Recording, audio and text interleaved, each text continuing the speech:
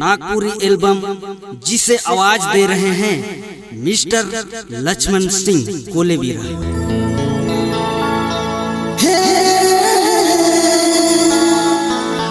गोरी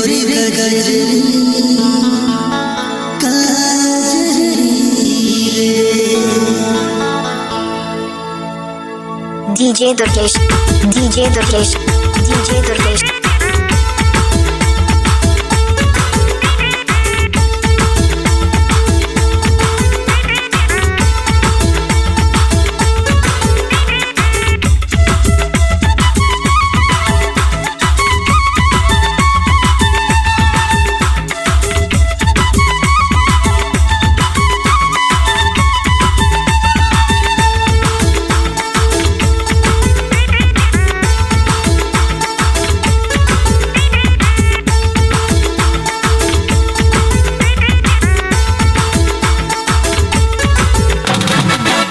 गोरी कजरी हजार लगाए के रे बाजार घूमे आले, रे बाजार घूमे आले, मोरो दिल लुटी ले ले।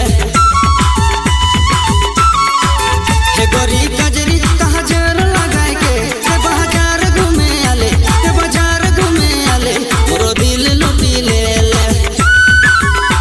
तोरो रूप में का जादू है देख बेलो काबू, सुना दिल हरी दे लो।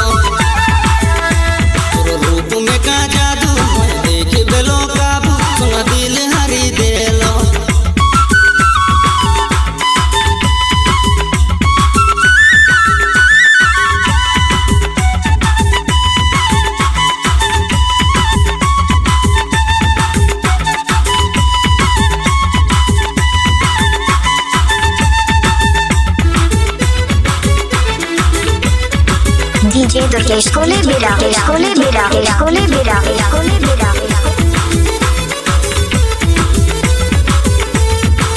हरे सुंदर तन,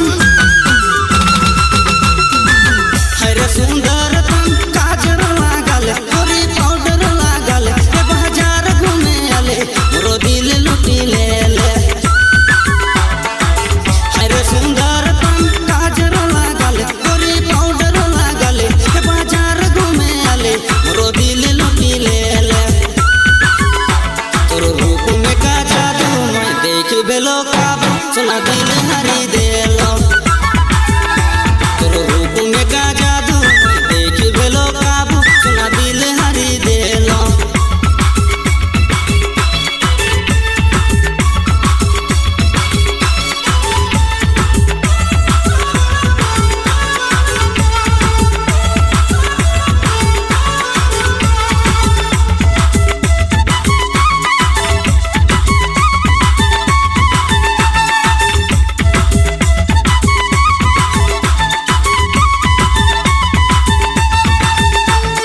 DJ Amrit.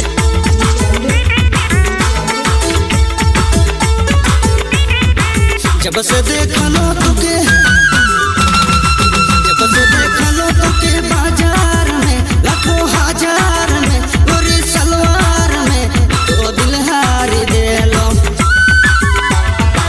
जब से देखा लो तुके बाजार में, लाखों हजार में, गोरी सलवार में, तो दिल हारी दे लो। सुना रूप में का जादू देख बेलो काबू, सुना दिल हरी दे लो। सुना रूप में का जादू देख बेलो काबू, सुना दिल हरी दे लो।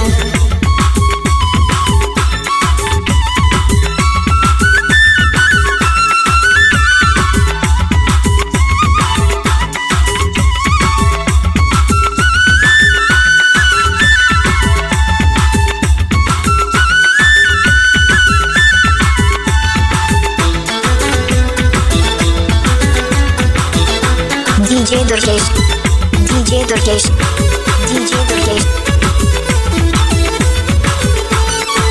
दुर्गे सकत